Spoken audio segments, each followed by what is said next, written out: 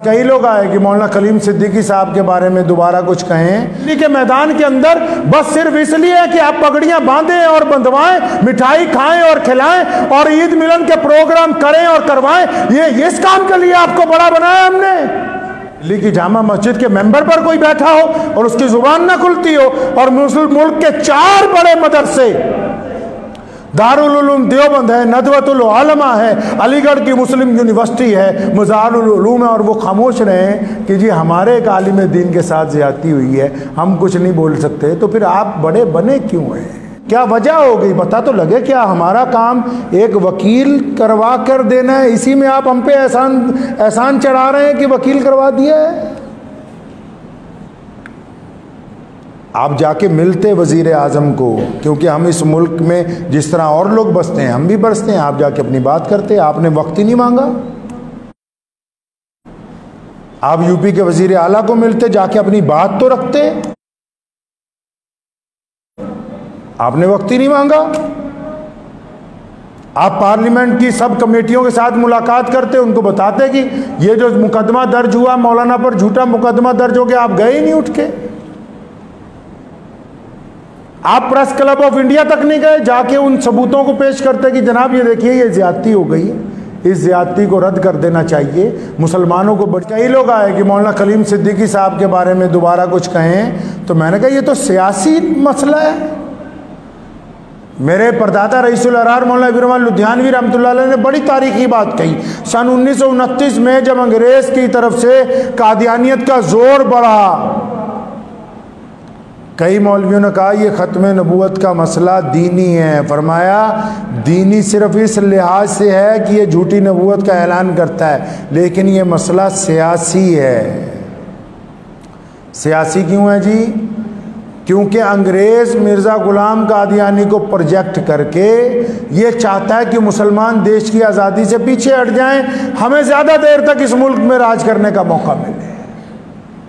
फरमाया जब तक इसको सियासी ताकत से जवाब नहीं देंगे मसला हल नहीं होगा।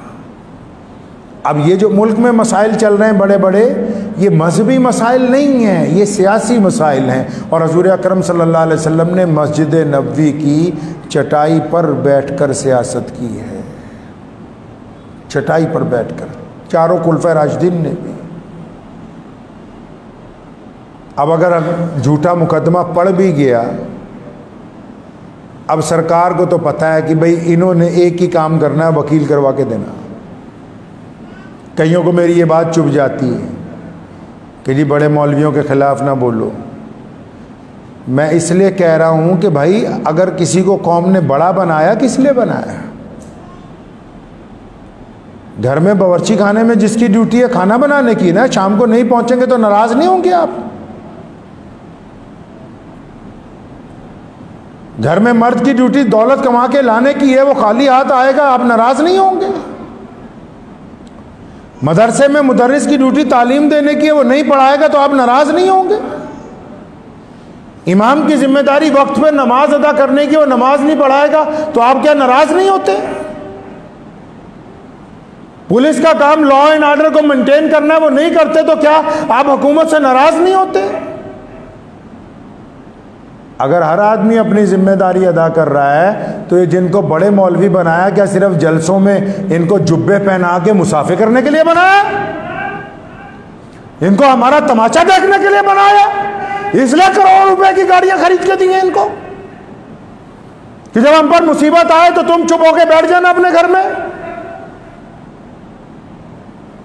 इसलिए बनाया है क्या? इसलिए किसी को बड़ा बनाया जाता है? बड़ा इसलिए बनाया जाता है कि जब रसूल सल्लल्लाहु अलैहि वसल्लम के बारे में हज़रत अली रज़ी अल्लाह तआला अन्हु फरमाते, सुनो, फरमाया बदर का दिन था और जब मुशरिकीन हम पर ज़्यादा हावी होने लगे, फरमाया अली मुर्तज़ा कहते जो शेर खुदा हैं, जो मौला हैं, जिनको हज़रत सल्लल्लाहु अलैहि वसल्लम ने कहा, जिनके बारे में उमर ने कहा कि जिनके अली मौला हैं तो मेरे भी अली मौला हैं, वो कहते हैं कि जब जंग बदर में बहुत इंतहा की जंग तेज़ हुई और जब कोई साया नहीं था तो हम मोहम्मद रसूलुल्लाह के पीछे जाके साया तलाश करते थे। तो किस लिए बनाया? किसी को बड़ा किस लिए बनाया? घर में बाप क्यों हुआ? ताकि बच्चे उसके साए में पलें। है जी। हमने एमपी एमएलए क्यों बनाए? ताकि वो हमारी क़यादत करेंगे, वो हमारी जुबान बोलेंगे जाके पार्लियामेंट में, वो हमारी बातें पार्लियामेंट तक पहुंचाएंगे, वहां जाके बताएंगे कि हमारे साथ जुल्म हुआ है, ज्यादती हुई है, क्या बात हुई, वो कहेंगे अपनी जुबान से। ये जो बार बार जाते हैं लाखों लोगों को लेके जलसे करने के लिए दिल्ली के मैदान के अंदर, बस सिर्फ इसलिए है कि आप पगड़ियां बांधें और बंधवाएं, मिठाई खाएं और खिलाएं और ईद मिलन के प्रोग्राम करें और करवाएं। ये इस काम के लिए आपको बड़ा बनाया हमने।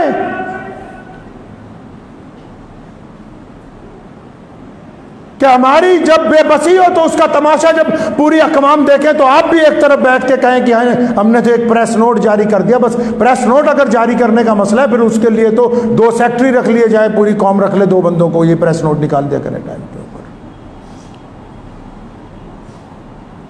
दिल्ली की जामा मस्जिद के मेंबर पर कोई बैठा हो और उसकी जुबान ना खुलती हो, और मुस्लिम मुल्क के 4 बड़े मदरसे, दारुल उलूम देवबंद है, नदवतुल उलमा है, अलीगढ़ की मुस्लिम यूनिवर्सिटी है, मज़ारुल उलूम है, और वो खामोश रहे कि जी हमारे एक आलिम दीन के साथ ज़्यादती हुई है, हम कुछ नहीं बोल सकते। तो फिर आप बड़े बने क्यों हैं? कोई आपके बगैर ऐसा तो नहीं कि कौम नहीं चलेगी, ऐसा भी नहीं है। मैं नहीं रहूंगा तब भी मस्जिद आबाद रहेगी। तो ऐसा तो नहीं है कि किसी के बगैर दीन नहीं चलेगा, इस्लाम नहीं चलेगा।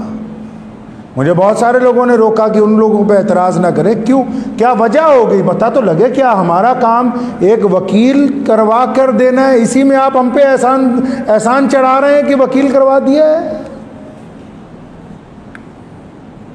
आप जाके मिलते वज़ीर आज़म को, क्योंकि हम इस मुल्क में जिस तरह और लोग बसते हैं हम भी बसते हैं। आप जाके अपनी बात करते, आपने वक्त ही नहीं मांगा।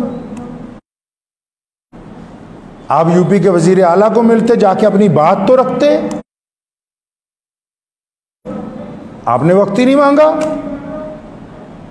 आप पार्लियामेंट की सब कमेटियों के साथ मुलाकात करते, उनको बताते कि ये जो मुकदमा दर्ज हुआ मौलाना पर, झूठा मुकदमा दर्ज हो गया, आप गए ही नहीं उठ के। आप प्रेस क्लब ऑफ इंडिया तक नहीं गए, जाके उन सबूतों को पेश करते कि जनाब ये देखिए ये ज्यादती हो गई है, इस ज्यादती को रद्द कर देना चाहिए, मुसलमानों को बड़ी तकलीफ पहुंची है, मुसलमानों के साथ साथ पूरे देश में जो इंसाफ पसंद लोग हैं उनको तकलीफ पहुंची है, आप खामोश रहे। तो कहीं ना कहीं ये ज़रूरी नहीं है कि जो लोग सियासी तौर पर हमारे मुखालिफ हैं सिर्फ उन्हीं का कसूर है, उनका कसूर नहीं है। कसूर हमारा भी है। जिन लोगों को हमने अपना कायद बनाया है, जिनको हमने अपना लीडर बनाया, जिनके हाथ में हमने अपनी तकदीर की रस्सी पकड़ा दी, तो उन्होंने हमें ही नज़रअंदाज कर दिया। किसी ने कहा ना, वक्त भी हो गया है कि तू इधर उधर की ना बात कर, ये बता कि काफिला क्यों लुटा। किसी ने अपने कायद से कहा, लीडर से, कि तू इधर उधर की ना बात कर, ये बता कि काफिला क्यों लुटा। मुझे राहज़नों से गिला नहीं, तेरी रहबरी का सवाल है। दुआ कीजिए अल्लाह मुझे और आपको इस पे अमल की तौफीक अता फरमाए। व आखिरु दावाना अल्हम्दुलिल्लाहि रब्बिल आलमीन। ये जिन पीरों ने और जिन बददियानत सरकारी मुल्लाओं ने पिछले 50 साल में यही बताया ना कि इतनी तस्बीहां पढ़ो इतना सवाब मिलेगा, ये उनको सुना रहा हूँ। फना फिल्लाह की मजहर में बका का राज मुज़मिर है। ये किसने कहा कि दीन जो है सिर्फ नरमी का नाम है, दीन तो सिर्फ दुआओं का नाम है। जो लोग दीन पर चलते हैं मुश्किलात भी उन्हीं के लिए।